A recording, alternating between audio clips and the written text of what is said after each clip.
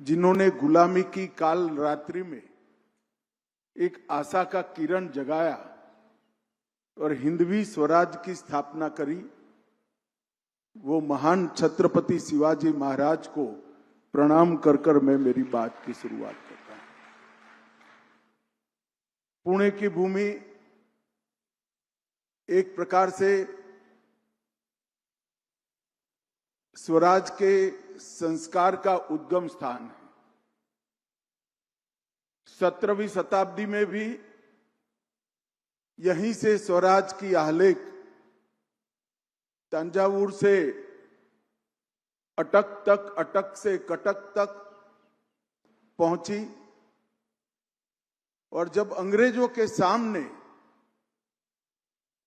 फिर से एक बार स्वराज के लिए जनता को लड़ने का समय आया, तब सबसे पहला सिंह गर्जना तिलक महाराज ने की, स्वराज मेरा जन्मसिद्ध अधिकार है। और वीर सावरकर ने यही महाराष्ट्र की भूमि से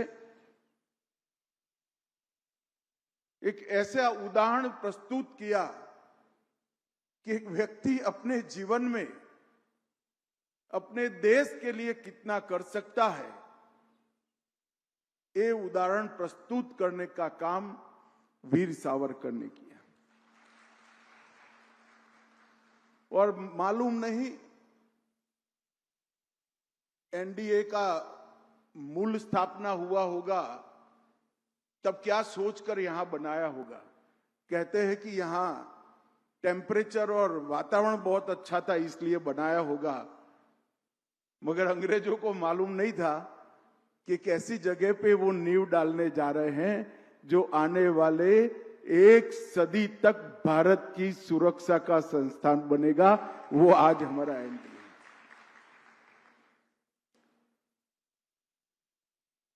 पेशवा बाजीराव जी के कई पुतले देश भर में कई जगह लगे हैं, मेरे गांव में भी लगा है। परंतु मैं मानता हूं कि पेशवा बाजीराव का एक स्मारक बनाने की सबसे उचित जगह अगर कोई है तो एनडीए पुणे की एकेडमी,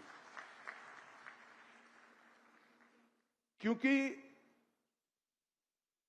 जहां से आने वाले समय के देश की तीनों सेनाओं के सूत्रधार जहां प्रशिक्षित होकर निकलते हैं,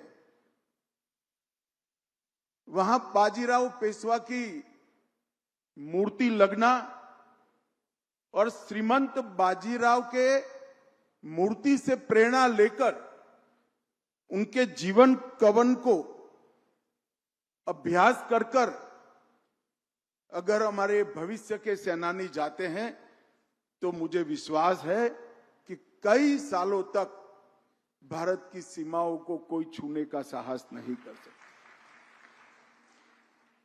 मैं यहां आने वाला था, कार्यक्रम घोषित हो चुका था।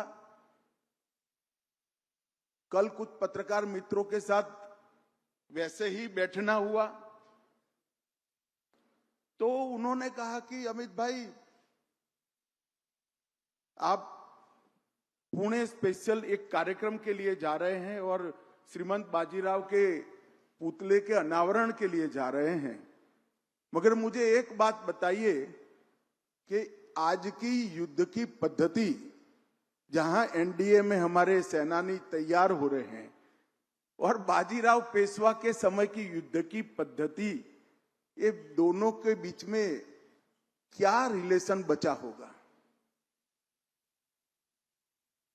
मैंने बहुत सरलता से उनको जवाब दिया, युद्ध की कला के कुछ नियम जो होते हैं वो कालबाह्य नहीं होते हैं, वो एटर्नल होते हैं। युद्ध में व्यूह रचना का महत्व, युद्ध में त्वरा का महत्व, युद्ध में समर्पण का भाव, युद्ध में देशभक्ति का भाव, और सबसे बड़ी बात युद्ध में बलिदान का भाव, वो ही सेनाओं को विजय दिलाता है। हथियार बदलते रहते हैं। और अगर ये सभी गुणों का सबसे उत्कृष्ट उदाहरण 500 साल के भारतीय इतिहास में कहीं पर ढूंढना है, तो मैं इतिहास के विद्यार्थी के नाते बेझिझक कह सकता हूं, वो केवल बाजीराव पेशवा में, श्रीमंत बाजीराव पेशवा में ही मिल सकता है। 19 साल के उम्र में साहू जी महाराज ने किस तरह से उनको सिलेक्ट किया होगा मुझे मालूम नहीं, क्या काफी सारी चुनौतियां थी उसमें। साहू जी महाराज की माताजी खुद अभी अभी बाहर आई थी, और जब उन्होंने श्रीमंत बाजीराव को पेशवा बनाने का निर्णय किया, उसके बाद 20 साल में 41 युद्ध लड़े और एक भी नहीं हारा। ये रिकॉर्ड कोई सेनापति का नहीं हो सकता। एक साल के 2 युद्ध, और हमें मालूम है कि उस जमाने में बारिश के 4 माह युद्ध नहीं होते थे, तो बचे हुए 8 माह के अंदर 2 युद्ध करना और हर बार विजयी होना, मृत्यु पर्यंत पराजय को जिसने अपने नजीक भटकने नहीं दिया, ऐसा वीर सेनानी, उसका मूर्ति लगाने का सबसे उचित स्थान हमारी एनडीए की ये एकेडमी है। शिवाजी महाराज ने जब स्वराज की कल्पना की होगी, उस वक्त के भारत की भूगोल और भारत के उस वक्त के साम्राज्यों का इतिहास जो देखता होगा, वो समझ पाता होगा कि एक 12 साल के बच्चे ने कैसे स्वराज शब्द सोचा भी होगा। आदिल शाही, कुतुब शाही, बरीद शाही, निजाम शाही और इमाद शाही, पूरा दक्षिण भारत इनकी नागचूड़ से पीड़ित था, और उत्तर पूरा मुगलों के अधीन था। उस वक्त 12 साल का एक बालक देश को स्वतंत्र कराने की कल्पना करे और अपने एक छोटे से जीवन काल के अंदर ही हिंदवी स्वराज का स्थापना करने का काम करे, ये अकल्पनीय पराक्रम था। मगर शिवाजी महाराज ने सिर्फ हिंदवी स्वराज की स्थापना नहीं की, महाराष्ट्र भर के किशोरों के मन में, बालकों के मन में, युवाओं के मन में स्वराज के संस्कार भरने का काम किया। और जब शिवाजी महाराज नहीं रहे, तब धर्मवीर संभाजी महाराज, वीर ताराबाई, धनोजी, संतोजी, कई सारे लोगों ने शिवाजी महाराज की परंपरा को आगे बढ़ाया और स्वराज की ज्योत को बुझने नहीं दिया। मगर जब साहू जी महाराज मुगलों की कैद से मुक्त होकर आए और जब मराठी साम्राज्य के 2 टुकड़े हो गए, सब लोग मानते थे अब शायद कठिन होगा, और उसी वक्त पहले बालाजी विश्वनाथ और फिर श्रीमंत बाजीराव ने पेशवा बनकर शिवाजी महाराज की स्वराज की मशाल को आगे बढ़ाया। और श्रीमंत बाजीराव के मृत्यु के 10 साल के अंदर ही तांजावुर से अफगानिस्तान तक, अफगानिस्तान से बंगाल होते हुए कटक तक एक विराट हिंदवी साम्राज्य की स्थापना, जो शिवाजी महाराज का कल्पना था, वो करने का काम किया। और इसीलिए कई लोग कहते हैं, अगर ये स्वतंत्रता की लड़ाई शिवाजी महाराज ने जो शुरू की, और पेशवाओं ने 100 साल तक चलाई, वो अगर न लड़ी गई होती तो आज भारत का मूल स्वरूप बचा ही न होता। इन्होंने अपने जीवन में कई सारे युद्ध ऐसे लड़े जिसमें पराजय निश्चित मानी जाती थी। उन्होंने अपनी त्वरा से, अपने रण कौशल से, रणनीति से और वीर साथियों की मदद से बाजीराव पेशवा ने कई हारे हुए युद्धों को जीत में परिवर्तित किया। और पालखेड़ की विजय को अगर कोई ध्यान से पढ़ेगा तो मालूम पड़ेगा कि निजाम के सामने यह विजय अकल्पनीय विजय थी। मगर जरा भी रुके बगैर, जरा भी थके बगैर, हर जगह जहां जहां गुलामी की निशानी थी वो ध्वस्त कर कर स्वतंत्रता का दीप प्रगटाने की शुरुआत श्रीमंत बाजीराव ने की और सफल भी हुए। कई सारे युद्ध कौशल के अभ्यासु देश और विदेश के सेनानियों ने उनके युद्ध कौशल के लिए ढेर सारी बातें करी हैं, मगर सिर्फ युद्ध कौशल की बात नहीं है। जैसा मैंने कहा, बुंदेलखंड तक, गुजरात तक, तंजावुर तक, मध्य प्रदेश तक, ये सारी स्थान से स्वराज की लौ जलाने के बाद वहां पर इंदौर में होलकर, ग्वालियर में सिंधिया, धार में पवार, बड़ौदा में गायकवाड़, गोविंद पंत को बुंदेलखंड में, हर जगह चिमना जी का सहयोग लेकर प्रशासन को भी प्रस्थापित करने का काम किया। और एक लंबे समय तक आजादी की लौ जलती रहे, इस प्रकार का काम उन्होंने किया। और मैं तो कलाकारों का बहुत धन्यवाद करना चाहूंगा कि उन्होंने बाजीराव पेशवा की इस प्रतिमा को अश्वारूढ़ बनाया है। जदुनाथ सरकार ने बाजीराव पेशवा के लिए काफी कुछ लिखा है, मगर एक वाक्य मैं कभी नहीं भूल सकता। उन्होंने कहा, कभी भी किसी व्यक्ति का जन्म घोड़े के साथ नहीं होता। बाजीराव एकमात्र व्यक्ति ऐसा है जिसका जन्म ही घोड़े के साथ हुआ है। पूरा 20 साल का कालखंड उनको घोड़े से नीचे उतरते हुए किसी ने नहीं देखा है। शनिवार वाड़ा का निर्माण, जल प्रबंधन, कई सारी कुरीतियों के खिलाफ लड़ाई और बहुत अच्छे एडमिनिस्ट्रेटर के भी बचे हुए कालखंड में, पूरा जीवन तो युद्ध में गया, जो 4 माह बचता था उसमें भी उन्होंने कई सारे सुधार के काम भी किए।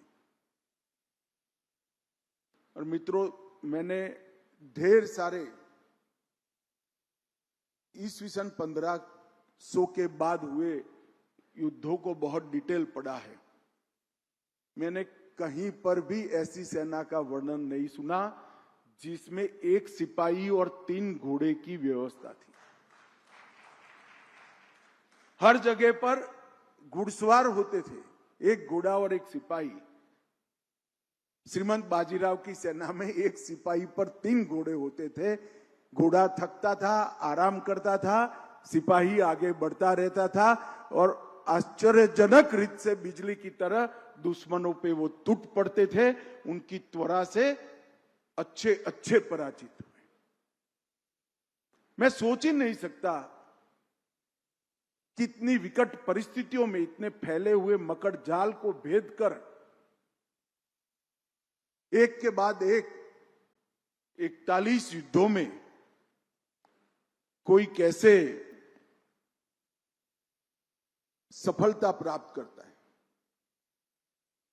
कुछ लोग उनको ईश्वर दत्त सेनापति कहते हैं, कुछ लोग उनको अजिंक्य योद्धा कहते हैं और कुछ लोग उनको शिव शिष्योत्तम बाजीराव पेशवा भी कहते हैं। कई सारे राजाओं ने प्रचंड युद्ध किए, विजय भी प्राप्त किए,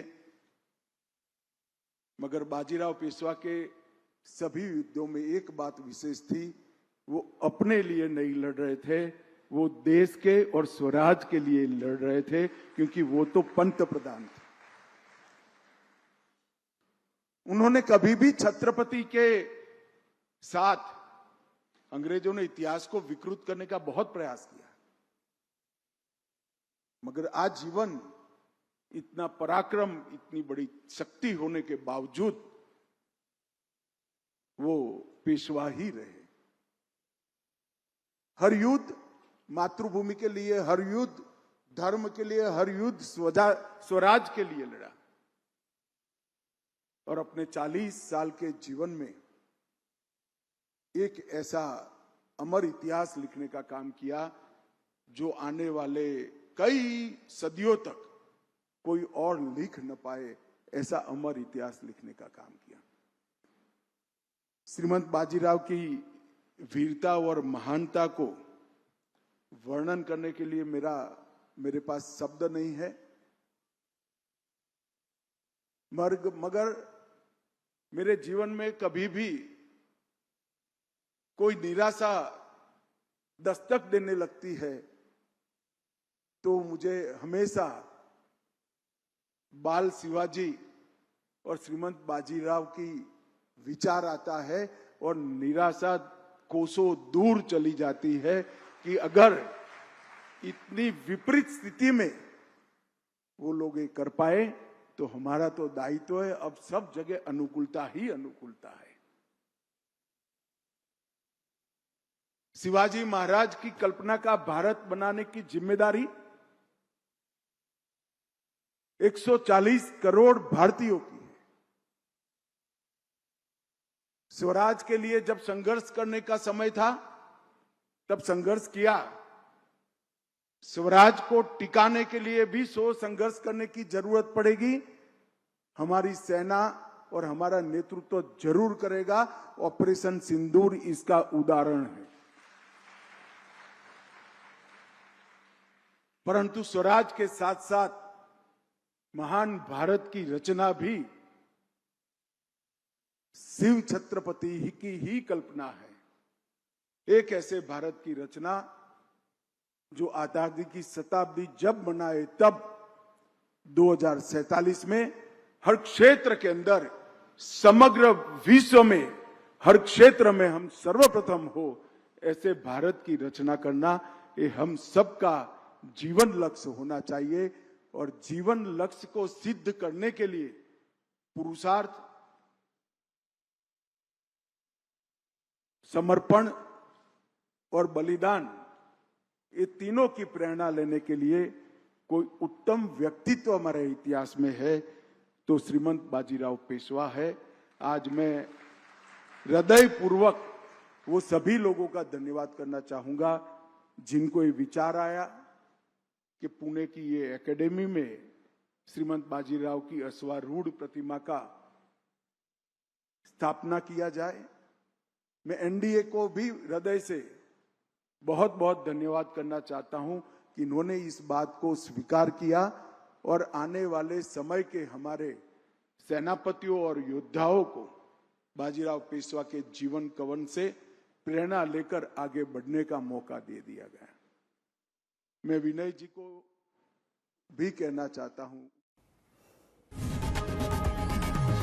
लोकशाही मराठी ऐका, पहा, जागरूक रहा।